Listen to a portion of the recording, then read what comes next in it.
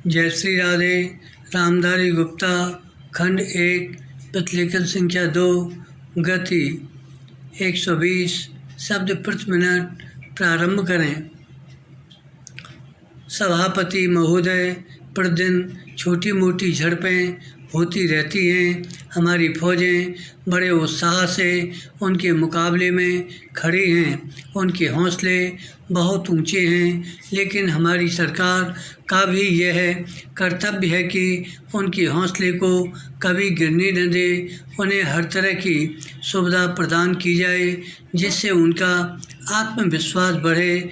मैं मंत्री महोदय से अनुरोध करूंगा कि सरकार अपनी नीतियों के प्रचार का काम ठीक प्रकार से अपनी फौजों से करे, उनको अच्छे अच्छे हथियार दे। अनुसूचित जातियों और आदिवासी जातियों के आयुक्त ने जो अपना प्रतिवेदन प्रस्तुत किया है, उस प्रतिवेदन को देखने से यह प्रतीत होता है कि इसको तैयार करने में उन्होंने बहुत परिश्रम से कार्य किया है। इसके लिए मैं उनको और उनके सहयोगियों को धन्यवाद देता हूं, परंतु साथ ही साथ इस प्रतिवेदन के संबंध में कुछ आवश्यक निवेदन भी करना चाहता हूं। पहली बात तो यह है कि इस प्रतिवेदन को देखने से ऐसा प्रतीत होता है कि इन कार्यों के लिए जिस धन का उपयोग होता है वह 3 साधनों से उपलब्ध होता है।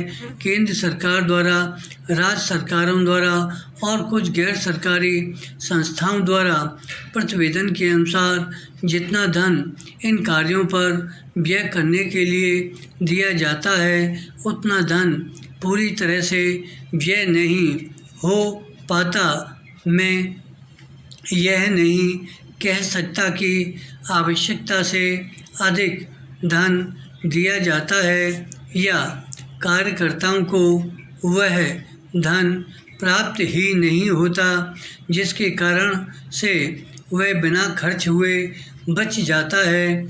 मैं तो यह चाहता हूँ कि जितना धन दिया जाता है उसका पूरा उपयोग हो और आयुक्त को यह न कहना पड़े कि इस कार्य के लिए जितने धन की आवश्यकता थी उतना धन नहीं मिल पाया और विवश होकर हमको उस कार्य को बीच में ही रोकना पड़ा।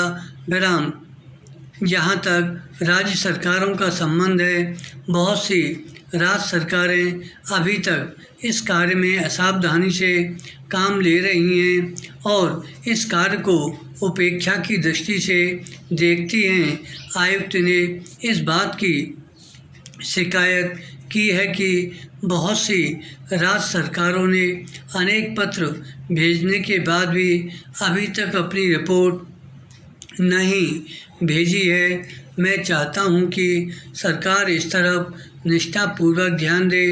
राज्य सरकारों पर दबाव डाला जाए कि वे इस दायित्व के प्रति सचेत हों और आयुक्त को उनके कार्य में पूरा सहयोग प्रदान करें। धन्यवाद।